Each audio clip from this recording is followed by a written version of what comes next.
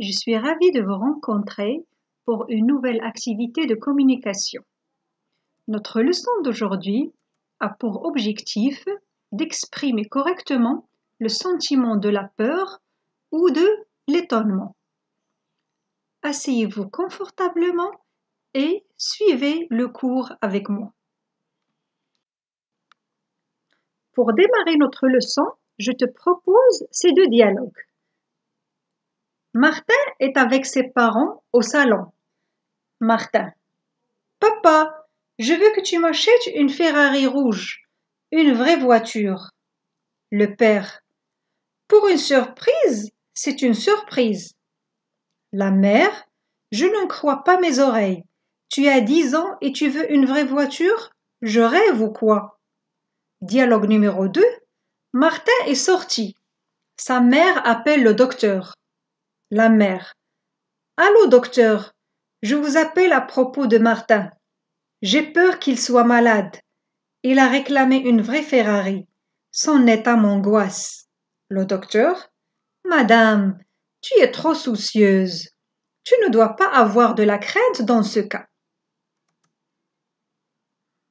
Dans chaque dialogue, tu relèves. Qui parle? Avec qui parle-t-il? De quoi parle-t-il?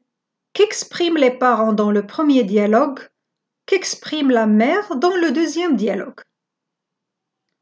On va commencer par le premier dialogue. Alors, c'est Martin qui parle avec son père et sa mère. Il parle de la Ferrari rouge que Martin veut qu'on lui achète. Dans le premier dialogue, les parents expriment leur surprise et leur étonnement. Dans le deuxième dialogue, c'est la mère qui parle avec le docteur. De Martin, il parle de Martin. Dans le deuxième dialogue, la mère exprime sa peur et son angoisse à l'égard de son fils Martin.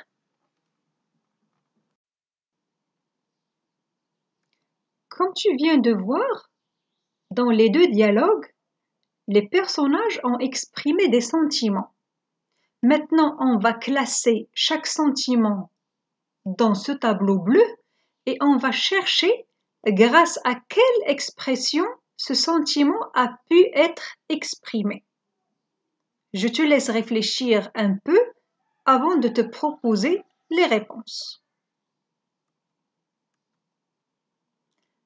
Alors, pour le père, dans le premier dialogue, il a exprimé un sentiment d'étonnement, de surprise. Qu'est-ce qu'il a dit? Pour une surprise, c'est une surprise. Pour la mère, elle a exprimé aussi le même sentiment d'étonnement, mais avec d'autres expressions qui sont « Je n'en crois pas mes yeux »,« Je rêve ou quoi ?»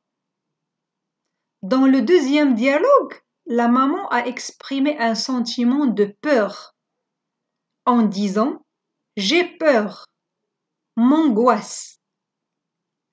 Et pour le docteur, il a aussi exprimé un sentiment de peur avec les mots « soucieuse » et « avoir de la crainte ».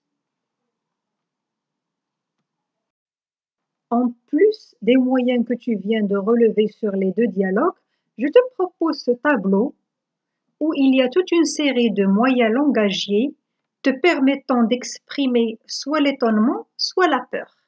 Alors, pour l'étonnement comme adjectif, je te propose étonné, surpris, frappé, abasourdi, ébahi, stupéfait, troublé, déstabilisé, épaté, renversé. Comme nom, la surprise, la stupeur, l'étonnement, l'ébahissement, la stupéfaction. Tu peux employer ces moyens comme dans les exemples suivants. Je suis étonné. Je suis stupéfait. Quelle surprise! C'est avec stupéfaction que j'ai appris la nouvelle.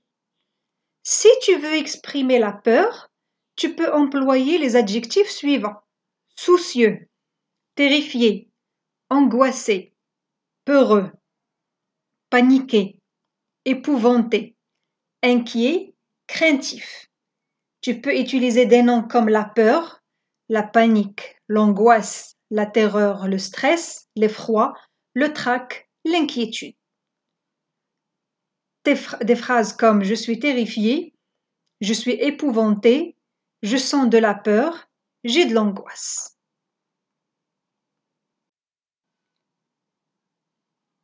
Finalement, et pour enrichir tes acquis, je te propose la série d'expressions suivantes.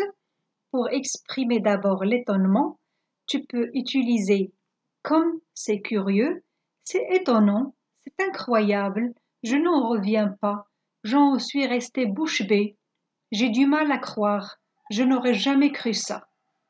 Pour exprimer la peur, tu peux utiliser frissonner de peur, trembler comme une feuille, avoir la chair de poule, avoir une peur bleue, être glacé de peur, avoir les dents qui claquent. J'espère que ma leçon a été claire. Je vous souhaite une bonne journée et à bientôt.